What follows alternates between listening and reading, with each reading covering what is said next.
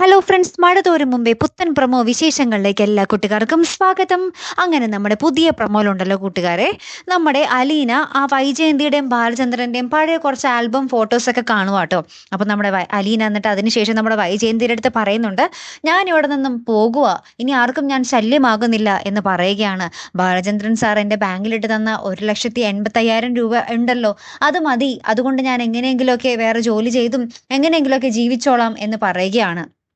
അപ്പൊ നമ്മുടെ വൈജയന്തി പറയുന്നുണ്ട്, എന്നാ പിന്നെ വേഗം പൊയ്ക്കോ, പിന്നെ എന്തിനിവിടെ ഡയലോഗ് അടിച്ച് നിൽക്കുന്നു എന്നൊക്കെ പറയുന്നുണ്ട്. അപ്പൊ അലീന പറയുന്നുണ്ട്, എന്തും സഹിച്ചും ഒരു വേലക്കാരീനെ പോലെ ഇവിടെ നിൽക്കണം എന്നതായിരുന്നു എനിക്ക് എൻ്റെ ആഗ്രഹം, എൻ്റെ ലക്ഷ്യങ്ങൾ നിറവേറ്റാൻ അങ്ങനെ നിൽക്കണം എന്നതായിരുന്നു ആഗ്രഹം. പക്ഷേ ഇനി എന്നെ കൊണ്ട് പിടിച്ചു നിൽക്കാൻ സാധിക്കില്ല എന്ന് പറയുക. അപ്പൊ വൈജയന്തി ഒരു നോട്ടം നമ്മുടെ അലീനയെ നോക്കുന്നുണ്ട്. അത് ആ ഒരു ദേഷ്യത്തോടു കൂടിയല്ല, ഒരു സഹതാപത്തിന്റെ നോട്ടമായിരുന്നു കേട്ടോ അത്.